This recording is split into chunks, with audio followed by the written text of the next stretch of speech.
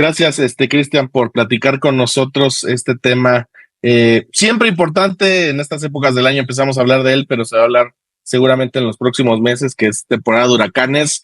Me gustaría que en primer lugar nos hicieras un balance en general de este año, de las fechas, de lo que se espera, de las previsiones, y después le damos a los detalles. Claro, pues este año tenemos condiciones neutras. Las condiciones neutras significa que en el niño o la niña no existen, o sea, la temperatura del Pacífico tropical está como siempre, normal. Y digamos que eso significa que va a pasar lo que regularmente pasa. Es decir, que puede que uno o dos ciclones tropicales afecten México. Se espera del lado del Atlántico que se presenten entre 15 y 19 ciclones tropicales, lo cual es, digamos, muy cercano al promedio, que históricamente es 14, es muy por arribita o sea, el 15 está por arriba del 14, por eso se dice que va a ser ligeramente activo.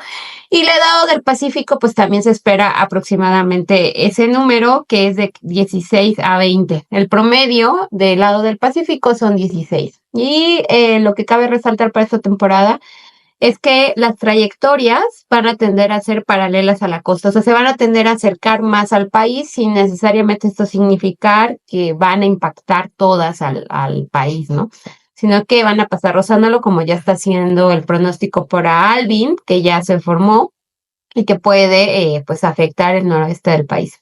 En ese sentido, esos impactos, ¿dónde se verían? No necesariamente dices que van a impactar todos. ¿Dónde se verían esos impactos? ¿Más lluvias, más inundaciones?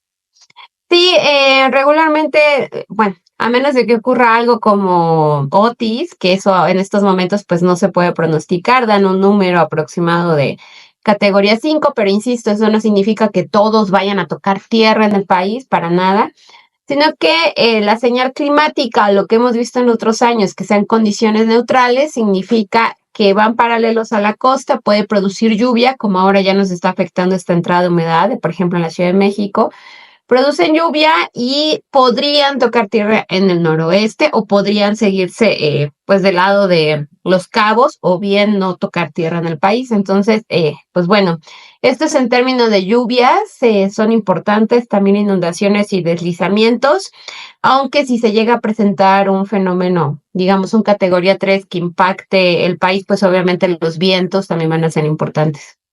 Ahora, en ese sentido, dices, ya nos están afectando las primeras lluvias. ¿Qué tanto afecta eso? ¿Qué tanto le ayuda a ciudades como la Ciudad de México a evitar estas olas de calor?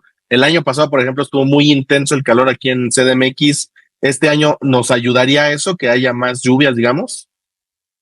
Pues ayudaría mucho, como bien mencionas, a que no haya tanto calor, pero también en términos de sequía. Actualmente la parte del país que está más afectada por la sequía es el noroeste, siendo principalmente afectados Sonora, Chihuahua y lo que es Sinaloa. Entonces, estos estados pues sí requieren esa lluvia para que llenen sus presas y también salgan de esta condición de sequía, ¿no? En términos de lluvia, digamos que son buenos y también son malos.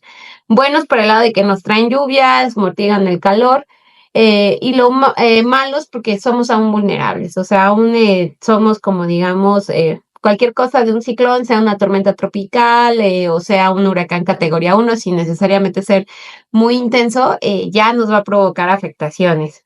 Entonces, esa es la parte como digamos crítica de los ciclones. Ahora, me hablabas de que están las condiciones neutras. ¿Eso puede cambiar de un momento a otro o está establecido, digamos, por mucho tiempo? No, las condiciones neutras y todo lo que tiene que ver con cosas climáticas permanecen durante varios meses. Entonces está el pronóstico climático, que es con varios meses de anticipación, para varios meses que puede durar, es hasta octubre, por lo menos que tengamos las condiciones neutras. Y hasta ahora, pues ya es muy difícil saber qué va a pasar en noviembre, diciembre o hasta el siguiente año, pues por tanta anticipación del pronóstico, ¿no? Regularmente podemos saber con una buena habilidad qué va a pasar con 3 meses de anticipación. Ahora, me gustaría tocar siempre, ya ves que tocamos este tema del cambio climático. ¿Qué tanto ustedes lo están viendo ya este año? El año pasado hablábamos, por ejemplo, ¿no? Del tema de que sí un poco, pero no es tan fácil decir solo sí o solo no. ¿Qué están viendo este año ahora a partir de esta emergencia global? Pues con el cambio climático lo que se tiene es que los ciclones tropicales primero están produciendo más lluvia del lado del noroeste y del lado de la península de Yucatán hay una tendencia a que produzcan más lluvia, lo cual lo está haciendo más peligroso. Luego también sabemos que el número de huracanes intensos en cuestiones de viento va a incrementar del lado del Atlántico y del Pacífico. Y ya se vio, por ejemplo, el año pasado con Beryl, que fue el primer ciclón tropical que alcanzó categoría 5 en julio. O sea, estadísticamente ha sido de los primeros ciclones tropicales que se forman y luego alcanzaron categoría 5. Y Otis, ¿no? En el 2023, que también alcanzó una categoría 5 y que impactó al país. Entonces, pues digamos que sí ha sido muy evidente el impacto del cambio climático aunado con la variabilidad natural que son las condiciones de si es niño, si es niña o es neutro. Y en este caso, yo sé que no se puede pronosticar un notice, ¿no? Pero aumenta con el cambio climático la posibilidad de que haya más de ese tipo de eventos. Sí, así es. Con el cambio climático podríamos tener más eventos como Otis en los próximos 5 o 10 años. Y Otis fue particularmente difícil porque en cuestión de 12 horas cambió rapidísimo de ser tormenta tropical a ser huracán categoría 5. Entonces ese tipo de eventos podrían volverse más frecuentes con toda esta alza en las temperaturas globales del planeta. Pues este tipo de eventos pueden ser, digamos, un poco más frecuentes de entre 5 y 10 años. Y en ese sentido, que crezcan tan rápido, tenemos la capacidad, digamos, tenemos los instrumentos para poder enfrentar esa situación, esa emergencia de en unas horas ya tener un huracán categoría 5. Actualmente no, pero sí existe la tecnología. O sea, México necesita invertir muchísimo para tener radares en toda la costa, en todos los estados, tener 2 por estado, por ejemplo, tener más monitoreo también al centro del país, tener más estaciones meteorológicas y tener todos estos datos que sirvan de entrada a los modelos. Entonces, actualmente México no cuenta con esta tecnología, pero en un futuro pues se podría adquirir y podríamos estar, digamos, más preparados. Ahorita, ¿qué es lo que tenemos para las previsiones? Actualmente dependemos muchísimo del Centro Nacional de Huracanes, que son, digamos, la entidad oficial que da los pronósticos de la trayectoria. Y históricamente también el pronóstico de la intensidad de los ciclones tropicales tiene una menor habilidad comparado con la trayectoria. O sea, la trayectoria ya podemos saber con bastantes días de anticipación por dónde se va a ir, pero de la intensidad a veces es muy difícil, ¿no? Como en Otis, por ejemplo. Entonces, pues eso es con lo que contamos actualmente con los pronósticos del Centro Nacional de Huracanes, que son los que toma el Servicio Meteorológico Nacional para darlos a conocer aquí en el país. Ahora, si tuvieras tú la capacidad, ¿no? De poder decidir o de poder influir, ¿qué es lo que buscarían ahorita ustedes de manera urgente los expertos de tener la tecnología, el dinero? Sí, pues una buena inversión. Obviamente los radares son, digamos, algo costosos, pero lo que se buscaría es tener una cobertura amplia en todo el país. Ese sería el primer paso, tener más estaciones meteorológicas, ese sería otro paso a seguir.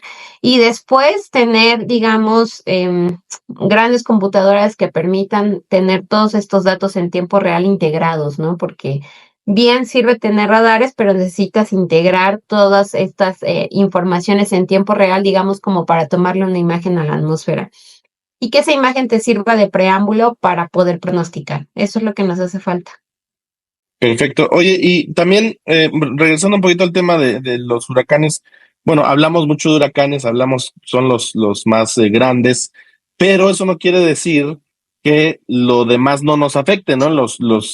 Las tormentas, los ciclones, también pueden ser peligrosos aunque no tengan el nombre o la etiqueta, ¿no?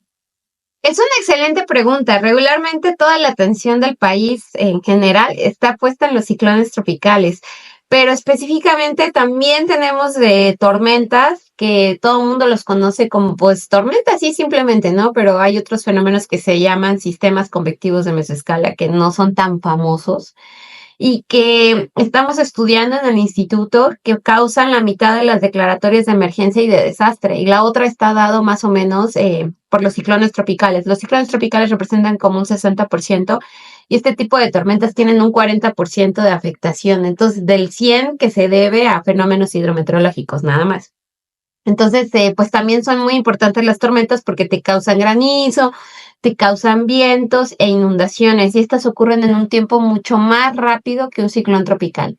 Un ciclón tropical va de días, ¿no? Estamos hablando ahorita de Alvin, que ya sabemos con días de anticipación dónde va a tocar tierra, pero las tormentas no. Las tormentas ocurren en cuestión de horas y en cuestión de horas te puede inundar y entonces la capacidad de reaccionar es más difícil porque volvemos a lo mismo de que no tenemos la tecnología.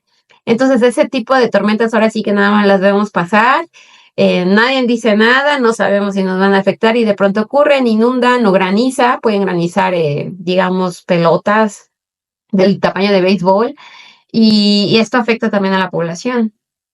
Y en ese sentido, ¿ves buena política de prevención aquí en México con respecto a estas emergencias? Las que son cuestiones de tiempo mucho más rápidas, no, es muy difícil. ¿Por qué? Porque volvemos a lo mismo, no tenemos tecnología para los ciclones tropicales, digamos que estamos en construcción. Hay estados que tienen una buenísima cultura de prevención porque pues ya están acostumbrados a que los afecten, entonces la población digamos que sí hace caso a las recomendaciones, al pronóstico y es con cierto tiempo de anticipación, con días, ¿no? Entonces vas preparando a las personas. Pero en cuestiones de tormentas, no. Es muy rápido. Entonces, y aparte la gente ni cuenta se da cuando ya la tiene encima, ¿no? Y también puede causar, por cierto, tornados. Entonces, todo ocurre muy rápido, no tenemos la tecnología y este sí es un verdadero reto. ¿Y ahí cómo le hacen para sobreponerse a los retos? Pues ahí simplemente se ve el pronóstico, es lo que regularmente se hace en México, pero el pronóstico muchas veces no ve la tormenta. Ese es el problema. Y entonces te dicen, no sé, que va a llover poquito y en realidad se vuelve una tormenta que te afectó y causó inundaciones. Entonces, pues es ahora sí que la información que tenemos disponible en el momento. Ahora, para cerrar, Cristian, agradeciéndote siempre por platicar con nosotros, por tu tiempo.